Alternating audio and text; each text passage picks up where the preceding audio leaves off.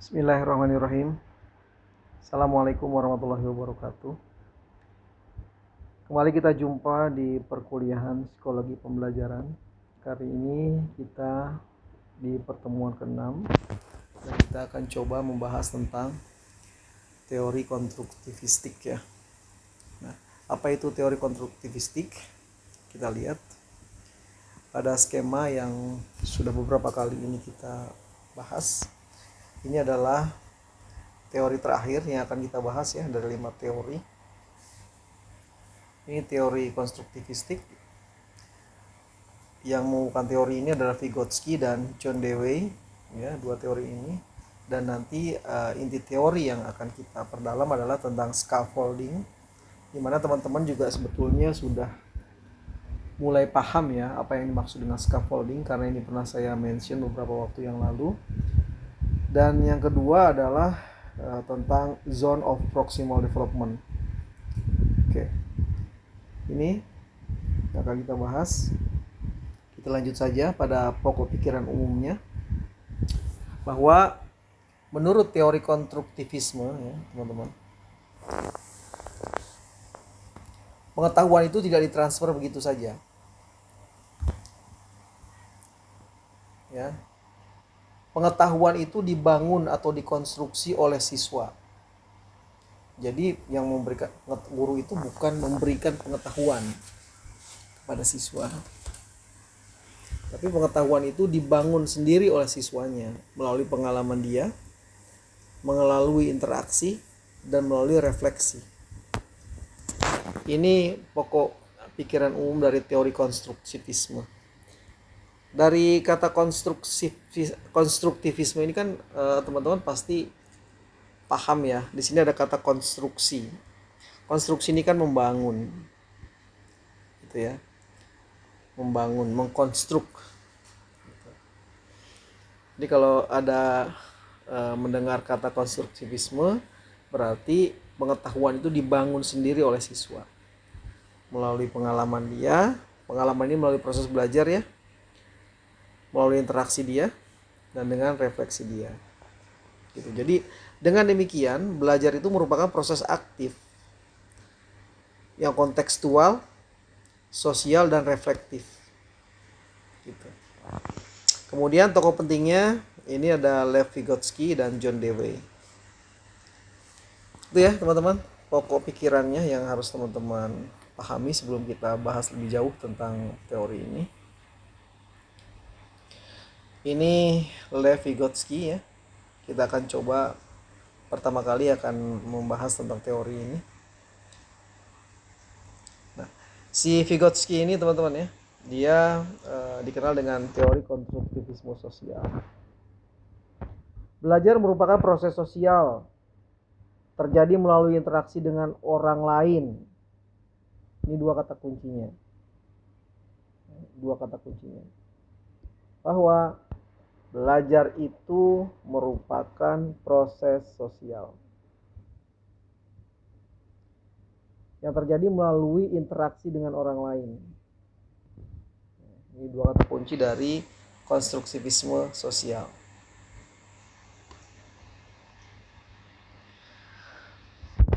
Konsep utama dari konstruktivisme sosial ini, teman-teman ya, di sini kita akan mengupas tentang zona perkembangan proksimal yang tadi kita sebut dengan ZDP itu.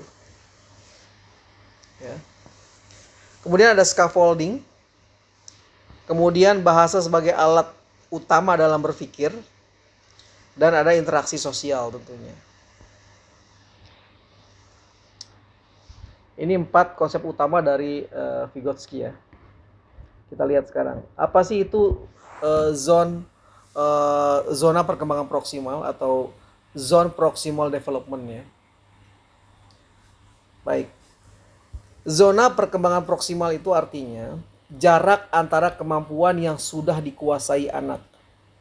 Ingat, kemampuan yang sudah dikuasai anak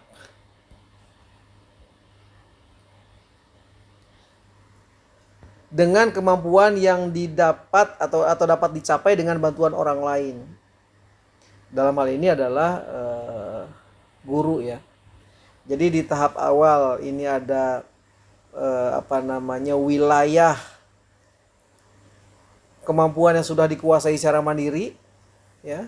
Dan di sini ada wilayah yang dapat dicapai dengan bantuan orang lain. Nah, di antara kedua wilayah ini, antara kemampuan yang dia bangun sendiri dengan wilayah yang bisa berkembang kalau dia dibantu sama orang lain, inilah yang disebut dengan zona perkembangan proksimal. Nah, lihat ini irisannya seperti ini. Ini adalah zona yang dapat dikuasai oleh anak ya secara mandiri, ini yang ini. Nah, yang ini tidak dapat dia capai sendiri, tapi dia bisa mencapainya kalau dia dibantu. Disinilah zona perkembangan proksimal itu berada. Oke, kita bahas berikutnya ya supaya nggak bingung teman-teman.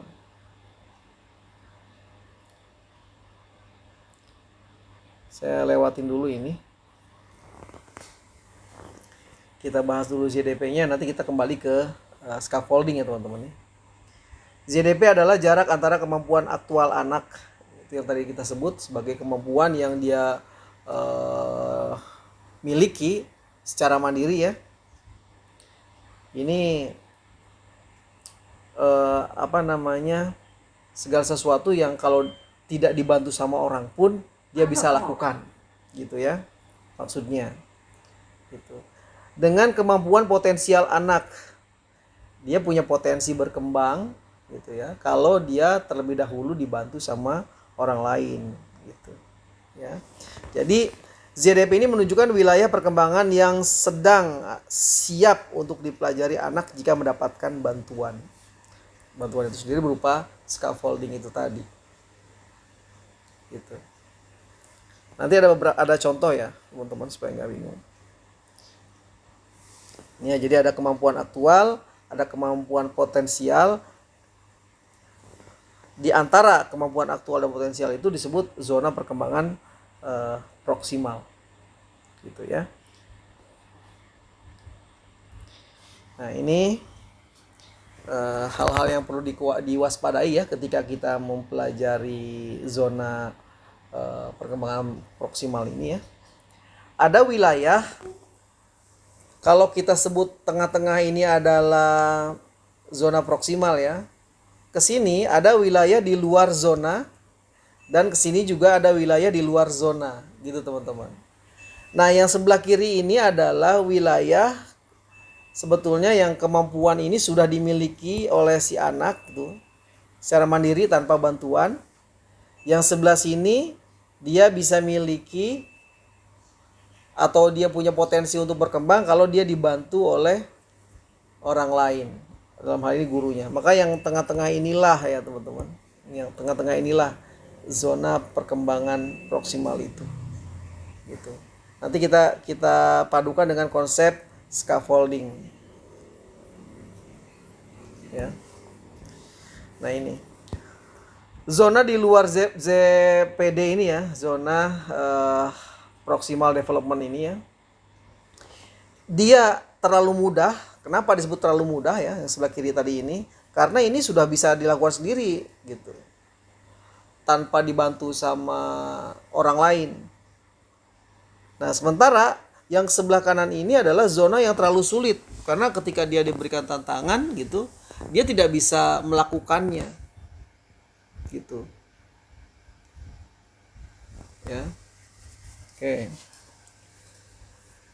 Jadi kalau misalnya kita guru-guru ini memberikan latihan gitu ya, atau soal-soal lah dalam hal ini, berada di wilayah sebelah kiri terus, anak bosen nih karena menurut dia kurang menantang, gitu ya, kurang menantang. Itu aja latihannya gitu. Tapi kalau dia dikasih soal yang sebelah kanan nih, kasih permasalahan sebelah kanan, dia frustasi gitu. Dia kenapa frustasi? Karena dia nggak bisa mengerjakannya, dia belum paham. Karena itu berdasarkan kemampuan yang sudah dia miliki ini ya, dengan modal ini, Kemudian guru memberikan bantuan sementara gitu ya, bantuan sementara supaya dia bisa nyebrang ke sebelah kanan. Begitu seterusnya teman-teman, dia udah menguat nih kondisi yang sebelah sini mungkin sekarang kita sebut kondisi A dulu gitu ya. Ini kondisi B gitu ya. Untuk bisa mencapai ke kondisi B ini ada zona perkembangan proksimal ini ya. Gitu. Nanti di sini kalau zona B ini sudah dikuasai, tentunya kita akan berikan tantangan loh. Kita akan berikan tantangan berikutnya supaya dia menguasai C gitu ya. Di sini menguasai zona C gitu ya. Nah, zona B ini sekarang sudah mudah buat dia. Zona C ini susah buat dia. Maka supaya dia tidak frustasi gitu ya, diberikan bantuan di sini. Ya, inilah zona ini namanya. Ketika masa transisi ini disebut zona perkembangan proksimal. Gitu, dikasih latihan, dikasih tantangan gitu ya. Nah, dan seterusnya begitu nanti untuk mencapai D dan seterusnya. Seperti itu. Ini zona perkembangan proksimal. Ini ada contoh ya. Seorang murid bisa mengikat tali sepatu kalau gurunya menunjukkan langkah-langkahnya. Tanpa bantuan, murid hanya bisa memasukkan kaki ke sepatu. Jadi proses mengikat tali sepatu itu berada dalam zona perkembangan proksimal anak. Gitu. Oke. Zona perkembangan proksimal itu seperti tangga belajar. Anak ada di satu tangga, ini kemampuan aktual dia. Kemudian guru memberikan tangan untuk membantu naik ke tangga-tangga berikutnya. Seperti ini ya. Gitu. Jadi dia selalu diberikan tantangan-tantangan, bimbingan ya, supaya dia bisa terus naik. Gitu. Jadi proses memberikan bimbingan itulah zona perkembangan proksimal itu. Ya. ZPD. Oke, sekarang kita coba apa itu scaffolding, karena ini nyambung ya teman-teman antara zona perkembangan proksimal dengan scaffolding. Saya balik lagi ke ke yang atasnya nih. Nah, scaffolding kan teman-teman tahu ya, scaffolding itu kan asteger ya teman-teman. Jadi tukang bangunan itu ya kalau mau ngebangun rumah gitu ya, itu menggunakan asteger gitu ya, menggunakan asteger nih, tangga segitiga itu ya, itu scaffolding namanya. Dan ini merupakan pijakan gitu ya, atau bantuan gitu ya, sehingga si tukang itu bisa mudah menjangkau pekerjaannya gitu. Dan kalau kita kaitkan dengan pendidikan, maka scaffolding itu adalah bantuan sementara, ingat sementara, dari guru atau orang dewasa yang diberikan sesuai dengan kebutuhan, lalu dikurangi tahap demi tahap sehingga anak bisa mandiri. Itu scaffolding. Nah, ini sebenarnya teman-teman sedang melakukan ini ya, sudah sering melakukan ini teman-teman itu sebetulnya. Ya, jadi kalau proses bantuan yang dilakukan teman-teman kepada murid-murid ini itu secara teori ini disebut scaffolding. Coba lihat. Ada 4 tahapan. Jadi tahapan pertama ini ada yang disebut dengan tahapan model. Ya, tahapan model, teman-teman. Ya. Semua guru yang melakukan, kasih contoh, demonstrasi gitu. Ya. Kemudian ada tahapan guide ya. Jadi ini yang pertama model, yang kedua guide. Jadi ini lebih banyak guru yang melakukan dan murid sedikit melakukan. Kemudian ada tahapan yang ketiga nih, gradual release ya. Jadi tahapan ini lebih banyak siswa yang melakukan atau murid yang melakukan, sampai nanti kepada tahapan yang keempat, independen gitu ya, atau mandiri gitu ya. Ini semua siswa yang melakukan. Coba teman-teman tahapannya dilihat. Dari yang semuanya guru melakukan, yang melakukan, sampai semuanya murid yang melakukan. Gitu. Ya. Bayangin teman-teman mengajarkan anak cuci tangan, ya, mengajarkan anak wudhu gitu ya. Awalnya kan guru memberi contoh modeling gitu ya. Kemudian dengan sabar guru sedikit demi sedikit memberikan eh, bimbingan kepada muridnya gitu ya. Masih banyak guru yang guru lakukan gitu ya, membantu tangan anak membasuh tangan, kumur-kumur sampai cuci kaki gitu ya. Sampai akhirnya semuanya siswa bisa melakukan gitu. Kemudian ketika teman-teman ini melakukan bimbingan toilet training misalnya ya. Nah, kan gitu ya. Memberi contoh modeling gitu ya, kemudian membimbing tahap demi tahap gitu sampai akhirnya siswa sendiri bisa melakukannya gitu. Itu scaffolding, teman-teman. Ya. Oke, kita lihat untuk memperdalam scaffolding ini. Scaffolding adalah pemberian bantuan sementara dari guru atau teman sebaya yang lebih mampu kepada siswa agar siswa bisa menguasai pengetahuan atau keterampilan yang awalnya sulit dilakukan sendiri. Begitu siswa sudah mampu mandiri, bantuan itu perlahan dilepas. Nah, itu scaffolding. Nah, kalau kita kaitkan dengan zona perkembangan proksimal tadi, ya, boleh kita katakan bahwa zona perkembangan proksimal itu inilah yang kita sebut dengan scaffolding tadi. Gitu ya. Jadi modelnya scaffolding, memberikan bimbingan di mana kita melepas sedikit demi sedikit. Gitu ya, ketika siswa itu berada pada zona ini. Nah, ciri-ciri pembelajaran yang dengan model scaffolding ini, pertama fokus kepada zona perkembangan proksimal tadi ya. Gitu. Sehingga si guru itu memberikan bimbingan sedikit di atas kemampuan aktual anak ya. Kemudian bertahap, interaktif, fleksibel. Ini ciri pembelajaran scaffolding. Ya, jadi apa keterkaitan antara ZPD dengan scaffolding ya tadi? Ketika anak berada pada zona itu, pembinaan yang diberikan oleh guru itu adalah scaffolding. Gitu ya. Nah, ini ya bentuk bantuan scaffolding ini. Ini teori yang lain ya. Kalau tadi ada 4, ini ada 6 gitu ya. Jadi teman-teman silahkan mau mengacu pada yang mana. Ini keduanya benar gitu. Bahkan mungkin nanti ada lagi gitu. Ya. Oke. Yang tentunya pada prinsipnya adalah ketika kita bicara scaffolding, yang pertama guru itu melakukan sendiri semuanya sampai kepada nanti ketika siswa sudah mampu melakukan sendiri semuanya dilepas sedikit demi sedikit. Gitu.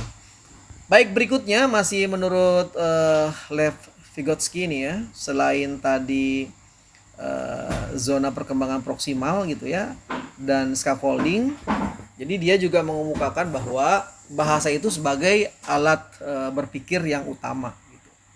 Kenapa? Karena bahasa ini bisa membangun pengetahuan, gitu. Ya, jadi sangat ditekankan ya bahasa ini semua ya, bahasa lisan, bahasa tertulis, bahasa tubuh semua digunakan gitu ya. Karena ini dalam rangka membangun pengetahuan. Teman-teman mungkin menghadapi beberapa kasus ya, menghadapi banyak sekali kasus ya di kelas itu ya teman-teman. Ada anak mungkin yang sampai kelas 3, kelas 4 belum bisa membaca gitu. Ini teman-teman khawatir ya, orang tuanya khawatir, semua khawatir gitu. Tetapi apakah anak seperti ini kita tinggalkan? Tentunya tidak gitu kan. Kadang-kadang kita berpikir kalau anak-anak kayak gitu gimana ini mengerjakan soal-soal ujian gitu ya. Nah, ini karena teman-teman berpikir soal ujian tuh selalu tulis gitu. Jadi soal ujian itu teman-teman nggak mesti tulis. Bisa lisan, bisa praktik gitu ya. Ya, bisa praktik. Gitu. Jadi Bisa jadi anak itu kita sajikan gambar gitu ya. Kemudian minta dia bercerita tentang gambar itu. Ya, atau minta dia menggambar sesuatu. Ya, kalau dia belum bisa menulis ya jangan dipaksa dia harus bisa menulis dan membaca gitu. Ya, jadi jangan batasi teman-teman bahwa alat tes itu hanya tertulis saja. Gitu. Jadi bahasa itu kan bukan cuma bahasa tulis gitu ya, tapi juga ada bahasa lisan, ada bahasa tubuh dan sebagainya. Ya, jadi bahasa itu sebagai alat pikir gitu ya, karena dia alat utama untuk membangun pengetahuan. Kemudian berikutnya yang penting lagi menurut si Lev Vygotsky ini adalah interaksi sosial gitu ya, karena kan dia teorinya konstruktivisme sosial. Anak itu membangun pengetahuannya gitu ya sendiri gitu, dari proses pengalaman, dari proses interaksi gitu, dan dari proses refleksi gitu. Jadi dia ketika dia merefleksi itu, saya ini udah bisa apa ya, saya ini belum bisa apa ya gitu ya. Nah tentunya karena dia membangun pengetahuannya sendiri di sini, maka interaksi sosial ini adalah hal yang mutlak harus dilakukan gitu, harus dilakukan. Biarkan anak berdialog, bermain bersama, kerjasama gitu. Jadi teman-teman ya, ketika teman-teman memberikan tugas kepada anak, jangan semuanya tugasnya tugas mandiri gitu. Ya, berikan tugas-tugas itu tugas-tugas kelompok ya, supaya anak-anak itu terjadi interaksi sosial di sana. Itu ya, itu 4 hal ya yang dikemukakan oleh Vygotsky. Berikutnya kita akan coba ke teorinya John Dewey ya. Kita sebut Dewey saja ya. Oh, sebelum ke John Dewey nih, penerapan dari teori interaksi konstruktivisme sosial yang menurut Vygotsky ini di PAUD tuh kayak gimana sih gitu. Nah, ini di sini dikatakan guru mendampingi anak dalam bermain sambil belajar lalu perlahan melepas bantuan. Gitu. Ya, ini kan tadi scaffolding ya. Bermain peran, role play gitu kan. Karena ini dalam rangka melatih interaksi sosial tadi. Kerja kelompok seperti yang tadi saya katakan, ya. Guru aktif bertanya, kasih contoh, berdialog gitu. Ya, ajak anak itu tanya jawab lah gitu ya, berdialog gitu. Ini penerapan dalam PAUD ya, ketika kita menerapkan teori konstruktivisme sosialnya dari Lev Vygotsky. Oke, kita lihat John Dewey ya. Ini dia teorinya tentang teori pendidikan progresif. Ya. Pokok pikirannya dari Dewey adalah pendidikan harus berpusat pada pengalaman anak. Ini kan sebetulnya sama ya dengan Vygotsky tadi gitu. Bahwa pengetahuan itu tidak diberikan oleh guru gitu ya, tapi dikonstruksi atau dibangun oleh anak. Ini kan sama. Berpusat pada pengalaman anak. Student center lah kalau kita bicara sekarang.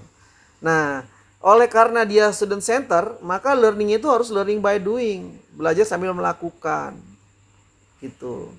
Nah, sekolah ini harus diciptakan sebagai miniatur masyarakat.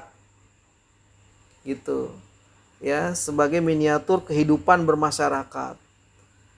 Tempat anak belajar hidup demokratis, kerjasama, dan memecahkan masalah. Gitu. Jadi budaya yang dibangun di sekolah itu harus kayak gini. Gitu. Oke ya, ada 3 kata kunci di sini ya. Pengalaman berpusat pada anak ya. Pendidikan yang harus berpusat pada pengalaman anak gitu ya. Atau student center di sini ya. Kemudian learning by doing gitu kan. Dan di sekolah itu adalah merupakan miniatur kehidupan bermasyarakat si anak. Oke, ini konsep utamanya teman-teman yang harus diperhatikan di sini ya. dari setiap teori itu konsep utamanya apa sih gitu loh. Nah kalau menurut si John Dewey ini learning by doing, kemudian experiential learning, refleksi, sama ada refleksi juga tadi Vygotsky, kemudian demokratis di sini. Ya. Learning by doing itu apa sih? Anak membangun pengetahuan melalui pengalaman langsung, bukan hafalan. Gitu. Ya, melalui praktek. Jangan dikasih hafalan-hafalan. Gitu. Kenapa ya? Biar dia mengkonstruk sendiri permasalahannya. Dan sekali lagi ini kan student center ya. Jadi semua harus berpusat kepada anak proses belajarnya. Experiential learning ya, pengetahuan lahir dari interaksi antara teori dengan praktik nyata gitu. Jadi teori ini harus dibuktikan dalam kehidupan nyatanya. Makanya tadi sekolah itu sebagai miniatur ya, sekolah sebagai miniatur gitu. Kalau kita mengajarkan demokratisasi gitu ya di sekolah, ya berarti anak harus diberikan kebebasan untuk mengemukakan pendapat di sini gitu. Refleksi, anak perlu dibimbing untuk merenungkan apa yang mereka alami agar pengalaman menjadi pengetahuan gitu ya. Saya udah bisa apa sih, saya belum bisa apa sih gitu. Apa yang ingin saya ketahui lebih lanjut setelah saya belajar ini, setelah belajar itu. Tadi saya melakukan apa, kemudian saya dapat apa dari kegiatan yang saya lakukan tadi gitu. Makanya di sini perlu sekali itu ya, learning by doing tadi.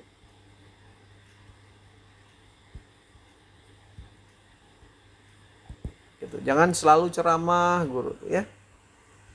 Oke, demokratisasi, kasih kesempatan anak untuk berpendapat. Nah, bagaimana penerapan di PAUD-nya? Di sini. Pertama, kasih anak kesempatan bereksplorasi.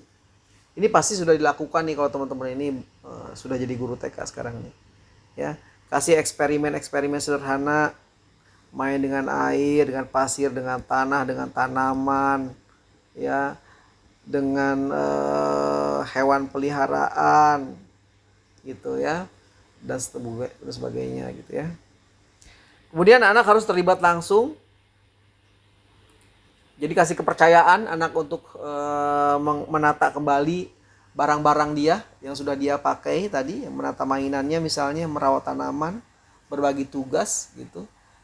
Jangan semua dilakukan oleh guru gitu ya. Kasih kepercayaan supaya dia terlibat langsung. Kemudian harus menekankan pada proses bukan hasilnya. Mungkin anak ini kalau kita minta menggambar, gambarnya tidak kelihatan bentuknya, gambarnya seperti apa gitu. Tapi yang kita lihat bukan hasilnya, melainkan prosesnya. Gitu ya. Kemudian dia harus ciptakan lingkungan belajar yang demokratis. Nah, kemudian kalau kita mau bandingkan kedua teori ini tadi, bukan kedua teori ya, kedua pendapat ya dari Vygotsky dan Dewey ya, karena mereka masing-masing berasal dari teori belajar konstruktivisme ya. Kalau kenapa sih kita katakan mereka berdua itu dari konstruktivisme? Ya tadi kan ada kesamaannya gitu, bahwa proses belajar itu nggak didapat dari gurunya, melainkan sebuah proses pengalaman pribadi si anak gitu. Ini kesamaannya. Ya. Oke, kalau dari sisi fokusnya si Vygotsky ini interaksi sosial. Kalau Dewey pengalaman langsung anak. Konsep utamanya zona proximal development, scaffolding, bahasa sebagai alat pikir, gitu ya. Tadi refleksi, gitu di sini ada, demokrasi juga ada dia di sini. Kalau Dewey itu learning by doing, experiential learning sama refleksi. Peran guru sebagai fasilitator dan pendamping. Nah, sama sebetulnya pemberi pengalaman nyata, fasilitator juga gitu. Tapi si Vygotsky di sini ada penekanan pada scaffolding, ya, si Vygotsky ini. Kemudian penerapan di kelasnya gimana? Ya, ajak anak bermain peran, kerja kelompok, dialog dengan teman, Kalau si Dewey ya eksperimen sederhana, praktik langsung dalam kehidupan sehari-hari, learning by doing ya. Gitu. Tujuannya kalau menurut Vygotsky anak mampu mandiri melalui bimbingan sosial. Kalau menurut Dewey anak belajar bermakna melalui pengalaman nyata. Gitu. Ya ini perbandingan kedua teori itu. Nah ini teman-teman teori terakhir yang kita pelajari ya dari semua teori, 5 teori itu ya. Mulai dari behavioristik, kemudian kognitif gitu ya, kemudian lagi kita humanistik, kemudian ada psikokognitif gitu ya, sampai sekarang ini tentang tentang teori dari konstruktivisme.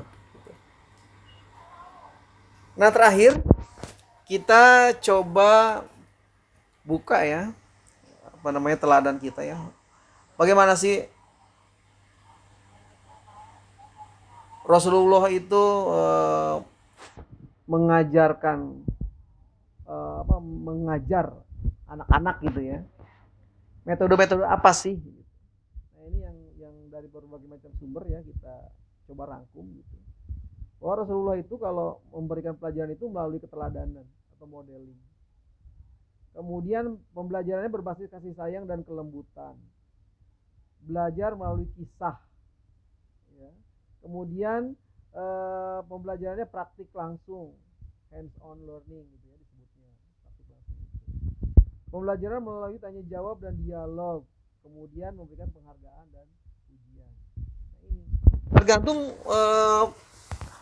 penggunaan ini tergantung pada situasi dan kondisi apa yang dihadapi guru di kelas. Kita mau pakai yang mana gitu.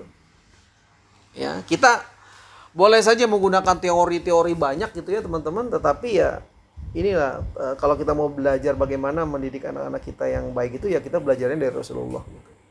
Ya ini sekilas saja teman-teman. Saya pikir ini bisa sama-sama kita kupas ya, kita cari karena buku-bukunya banyak sekali ya. Bagaimana Rasulullah itu mendidik atau mengajar. Gitu ya, ini tentang pemberian pembelajaran melalui keteladanan atau modeling. Teman-teman bisa baca di sini ya. Jadi Rasulullah itu adalah teladan terbaik. Beliau mengajarkan sesuatu bukan hanya dengan kata-kata tetapi juga dengan perbuatan nyata. Ini modeling ya teman-teman ya. Anak-anak terutama usia dini cenderung meniru apa yang mereka lihat. Rasulullah SAW mengajarkan akhlak mulia, akhlak karimah ya, kejujuran dan kasih sayang melalui perilakunya sehari-hari. Gitu. Contohnya beliau tidak pernah berbohong, selalu menepati janji dan memperlakukan semua orang dengan baik. Gitu. Metode ini efektif karena anak-anak dapat melihat langsung aplikasi dari nilai-nilai yang diajarkan. Makanya di sini kita ini sebagai guru, kita juga harus mampu menjadi model, ya, role model buat anak-anak murid kita. Karena murid kita kan melihat semua perilaku gurunya, gitu, ya. Nah, pembelajaran berbasis kasih sayang dan kelembutan, gitu ya. Ini semua saya pikir teman-teman bisa baca sini ya. Bagaimana sih Rasulullah menerapkan kasih sayang dan kelembutannya itu. Misalnya beliau tidak pernah membentak, ya. Apalagi mempermalukan, enggak.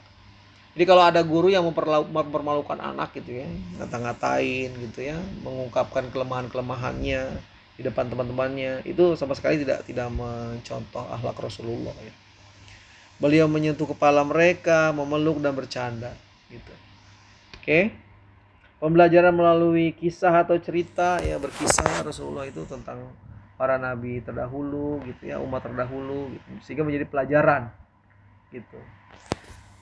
Oke, pembelajaran praktik langsung, hands on learning gitu ya. Kemudian pembelajaran melalui tanya jawab dan dialog. Nah ini terakhir, Rasulullah SAW tidak ragu untuk memberikan pujian dan penghargaan ketika seorang anak melakukan yang terbaik gitu. Ya, alhamdulillah, senyuman gitu ya. Nah seperti itu ya teman-teman. Ini adalah beberapa hal ya yang bisa menjadi renungan buat kita semua. Saya sengaja menutup teori-teori belajar ini dengan menyampaikan metode pembelajaran yang diajarkan oleh Rasulullah kepada kita semua gitu. Ya, sehingga kita balance lah teman-teman ya, kita belajar teori-teori barat gitu kan, kita juga belajar apa yang dikemukakan oleh apa namanya para pendidik-pendidik dari kalangan Islam gitu ya, kan banyak ya, ya terutama dari Rasulullah gitu. Nah, seperti itu teman-teman ya. Jadi ini selesai sudah sampai pertemuan ke-6 teori-teori belajar yang kita bahas sebagai basic ya ketika kita mempelajari apa namanya psikologi pembelajaran. Nah, setelah ini tentunya kita akan UTS ya terlebih dahulu, dan setelah itu kita akan masuk pada pertemuan 7. Kita mulai mengimplementasikan teori-teori tersebut kepada pembelajarannya. Nah, untuk pertemuan kali ini saya mohon maaf ketika teman-teman merasa ada yang kurang cocok gitu ya dengan penyampaian saya itu, dan pasti banyak salahnya. Karena itu teman-teman silahkan komparasi dengan pengetahuan-pengetahuan yang sudah teman-teman miliki gitu ya, karena sumber-sumber pengetahuan banyak sekali. Demikian teman-teman dari saya, sampai berjumpa pada pertemuan berikutnya. Assalamualaikum warahmatullahi wabarakatuh.